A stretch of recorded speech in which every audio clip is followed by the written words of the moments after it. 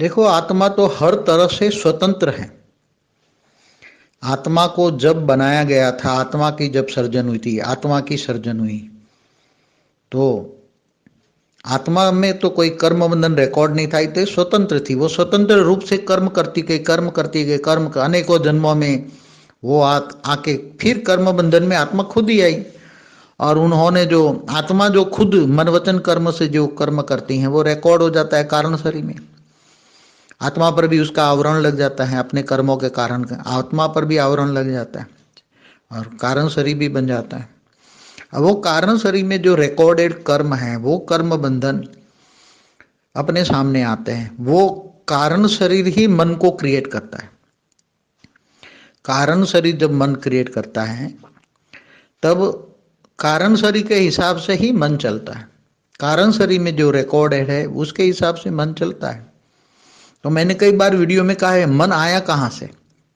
जब आत्मा निराकार होती तो मन नहीं आता। आत्मा समझोगी एक, भले कितने भी कला की पावर हो, चाहे 10 कला हो, 100 कला की हो, या बेहद की भी आत्मा हो, बेहद की कला की जब आत्मा निराकार में भी सर्जन करते हैं तो उसमें कर्म बंधन नहीं है, तो उसका रिकॉर्ड नहीं है। आत्मा के ऊपर, लाइट के ऊपर उसकी माइट माना शक्ति, लाइट माइट हम कहते हैं, माइट। तो माइट की भी शक्ति में, मतलब माइट की शक्ति में सारा रिकॉर्ड होता है। मगर वो तो उसी टाइम तो कुछ भी नहीं था, मगर निराकारी से फिर आकारी बने, आकारी बन के कर्म बंधन में आए, तो उसका कर्म बंधन रिकॉर्ड आता गया। उसके हिसाब से जो रिकॉर्ड बनता गया, उसके हिसाब से उसका मन बना। पहले मन नहीं था, निराकार में मन नहीं था। निराकार जब आत्मा एकदम क्लियर होती है, जब आत्मा का सर्जन एकदम निराकार स्वरूप में होता है, तो उसमें तो कोई मन था ही नहीं।